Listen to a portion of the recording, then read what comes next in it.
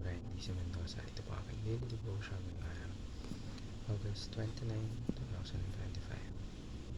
Ngayong araw po natin itutunan natin series which is a seminar meditation. Specifically, ang topic natin for this day is about sacrifice.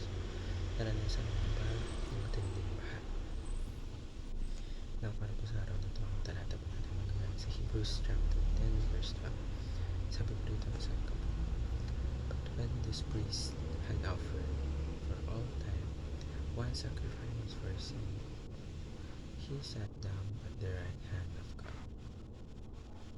Now pa ang ating mas magmagkamay sa binutan natin ito upang mas maintindihan natin ating devotion. Ngayon pa natin ako sa ating teaching for today.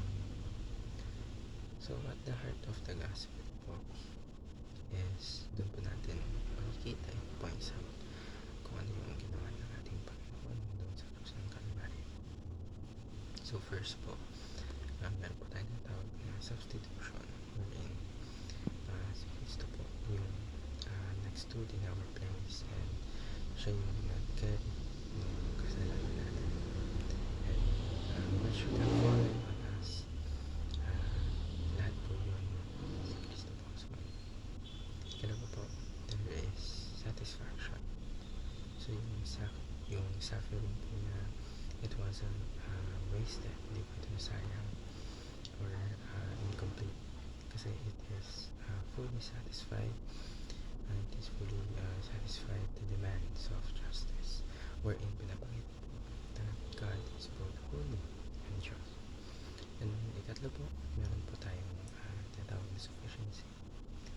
Yung ginawa po ng ating Panginoon sa Kristo, it is more than enough, and yung sacrifice niya doesn't need to be repeated or added to kasi ito po ay kompleto, ito ay perfect, and ito ay final.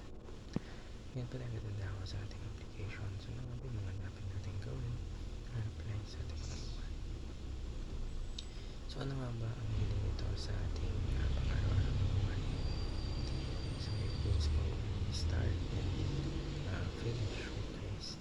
So dapat we are walking along with God.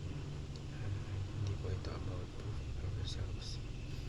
Rather it is about learning on sa kung ano yung ginawa ng ating Panginoon sa Kristo.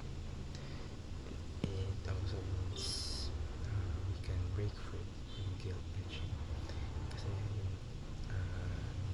yung mga chains na naka-chain sa atin, they were already broken